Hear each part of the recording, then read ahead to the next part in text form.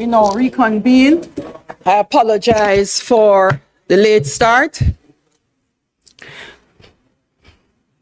We're back in committee. We reconvene first and we're going back in committee.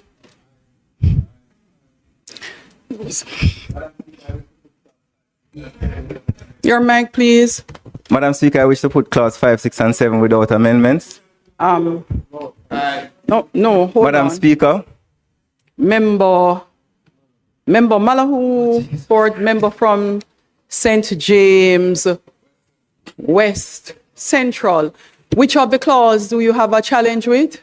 Clause 5, Clause 6, Clause comments and questions and proposals. Okay, so Minister, could you please put clause 4 and then we go to clause 5 to see what is the concern of the member?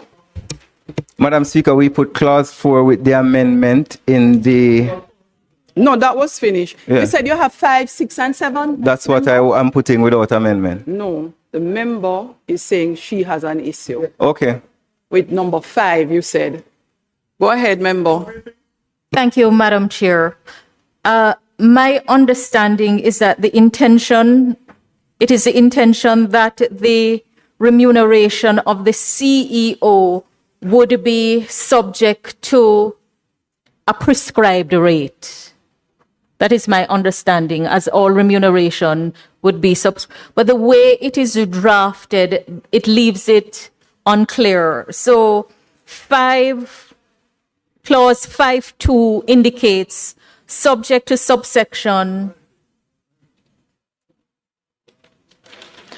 It's okay, Madam Speaker. It's okay. I'll I move put clause to 5, Madam Speaker. 6. Yes. I put clause 5, Madam Speaker. Members, we put clause 5. Those in favor? Aye. Those against? The ayes have it. Clause 6, member Malahoo Ford. Madam Speaker, clause 6 speaks to delegation of functions.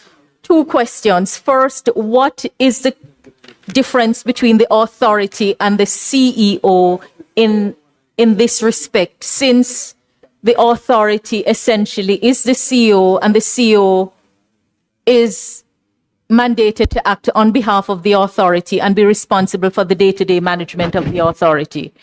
So the authority and the CEO respectively may, with the approval of the minister by instrument in writing, subject to the provisions of the act, delegate. That's the first part of the question.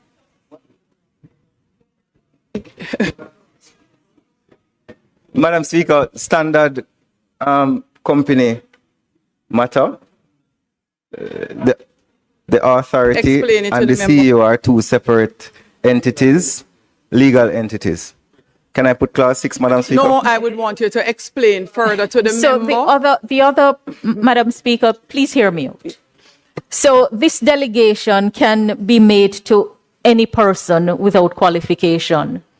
And I was looking on something that has happened, which really triggers the concern. So we have this the town and country planning, Kingston and St. Andrew, and the Pedro Keys Provisional Development Order 2017, confirmation notification 2023. I recall on a previous occasion, I had reason to ask where it was prepared, and in particular, whether the preparation was done within the division that has responsibility for it, and I was told no. When you open the order, as well-intentioned as it is in a form that you can't use without having to get other documents and other documents. And I know that was not the intention. So when a delegation is made to any person without qualification, it may be well-intentioned, but it may lead to something else. And given the functions that are set out and the very technical nature of the functions, does it